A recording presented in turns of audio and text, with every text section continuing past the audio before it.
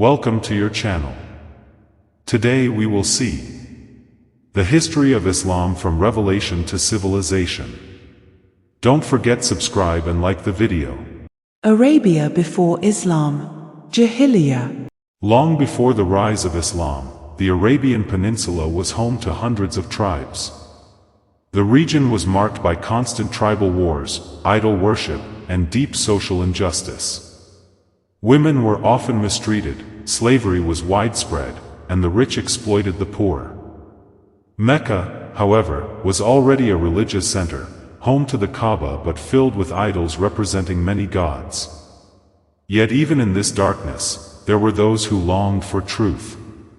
Among them, a young man named Muhammad. The revelation begins 610 CE. In the year 610, in a cave called Hira, near Mecca, Muhammad ibn Abdullah received a message that would change the course of history. The angel Jibril appeared and said, "Read. Read. Read in the name of your Lord who created." Muhammad was terrified but was comforted by his wife, Khadija, and soon learned that he had been chosen as the final messenger of God.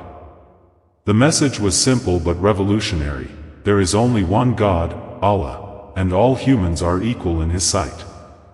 Islam's early message focused on belief in one God, kindness to others, justice, and preparation for the hereafter.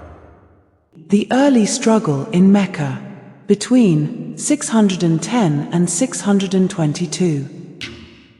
The Meccan elite saw Islam as a threat to their power and traditions. Muslims were mocked, tortured, and even killed. But their faith only grew stronger. Among the first converts were Khadija, Abi Bakr, Ali ibn Abi Talib, and Bilal, a former slave who became a symbol of spiritual freedom. Eventually, the situation became unbearable. In 622, Muhammad and his followers made a daring escape to a city called Yathrib, later known as Medina. Hijra and the rise of the Muslim state, between 622 and 632. The migration to Medina marked the beginning of the Islamic calendar. In Medina, the Prophet united the warring tribes, created the first Muslim community, and established a constitution granting religious freedom to Jews and others. Soon, the Muslims had to defend themselves against attacks from the Meccans. Three key battles took place: Badr, where the Muslims miraculously won; Uhud, where they faced loss; and the Battle of the Trench, where they survived a massive siege. Despite the hardships, Islam spread quickly. In 630, Muhammad re-entered Mecca peacefully with an army of 10,000. He forgave his enemies and cleansed the Kaaba of idols.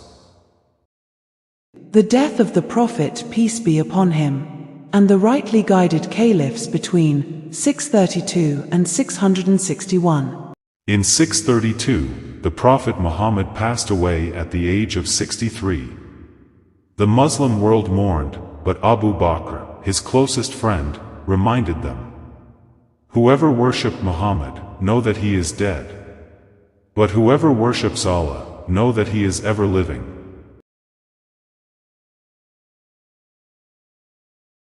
The next 30 years are known as the Khilafat Rashidun, the time of the four rightly guided caliphs.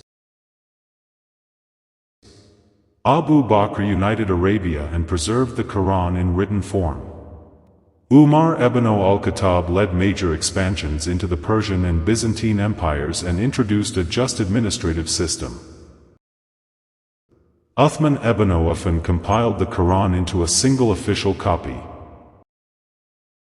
Ali ibn Abi Talib, the Prophet's cousin and son-in-law, dealt with civil strife and unrest. This was a time of incredible growth, but also early internal conflict, especially after the assassination of Uthman and the civil war between Ali and Muawiyah.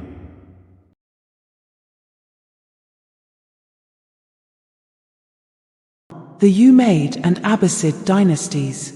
between 661 and 1258.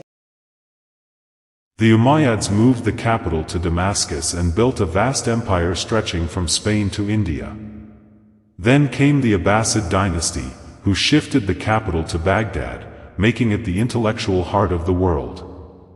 During this golden age, Muslim scholars like Ibn Sina, Avicenna, Al-Khwarizmi, and Ibn al-Haytham advanced medicine, algebra, optics, and astronomy. Libraries flourished. Paper, science, and culture spread to Europe.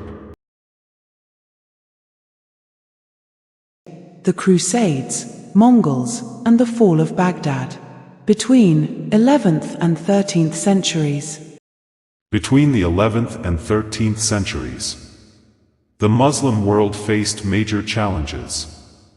The Crusaders invaded from Europe, capturing Jerusalem. But leaders like Salahuddin Ayyubi reclaimed it with honor and justice. Then came the Mongols. In 1258, they destroyed Baghdad, killing hundreds of thousands and ending the Abbasid Caliphate. Yet even the Mongols eventually embraced Islam, showing its deep spiritual power.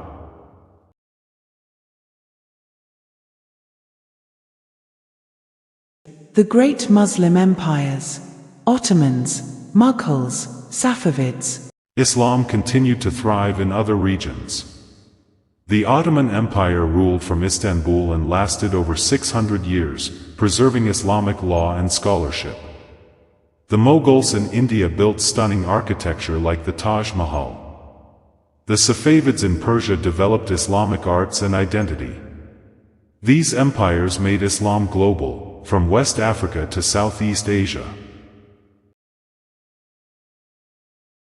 Al-Andalus, the light of Islam in Europe, between 711 and 1492. In the year 711 CE, Muslim forces led by Tariq ibn Ziyad crossed the Strait of Gibraltar from North Africa into the Iberian Peninsula, present-day Spain and Portugal. The area they established became known as Al-Andalus. For centuries, Al-Andalus became a center of civilization in Europe, while the rest of the continent struggled through the Dark Ages. In cities like Córdoba, Seville, and Granada, Muslim scholars lived in peace. They built magnificent architecture like the Great Mosque of Córdoba and the Alhambra Palace in Granada. Science, poetry, philosophy, and medicine flourished. Great thinkers like Ibn Rushd, Averroes, and Maimonides lived in this golden age. Muslim Spain played a key role in transmitting ancient Greek knowledge to Europe, helping spark the European Renaissance. But by the late 15th century, the Christian Reconquista succeeded. In 1492, Granada, the last Muslim stronghold, fell. Muslims were expelled, and a long period of intolerance began.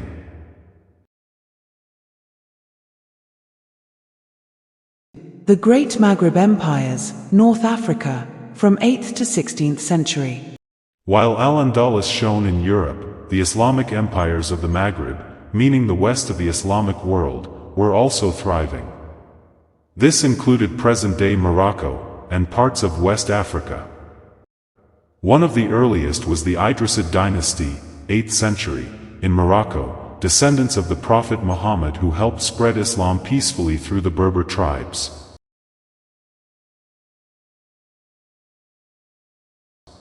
Then came the powerful Almoravid dynasty, 11th century, a Berber empire that united Morocco, Mauritania, and parts of Spain.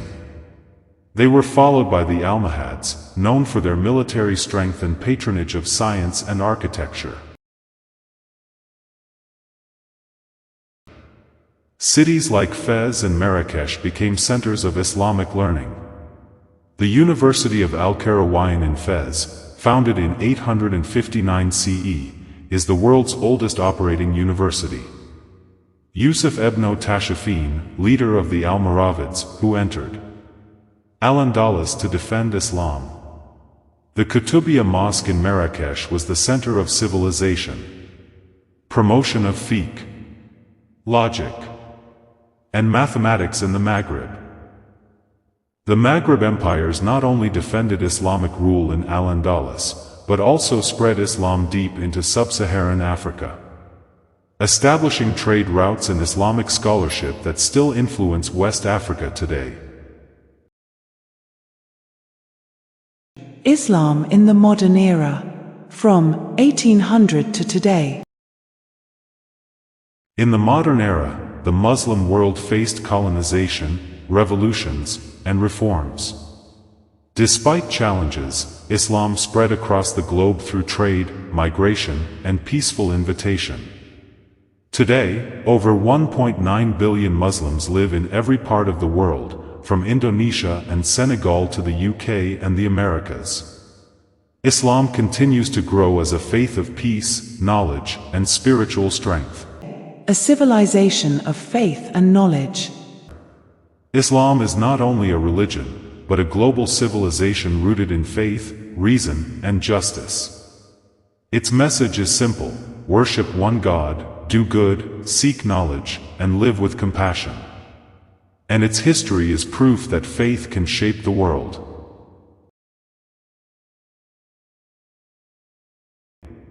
Thanks for watching.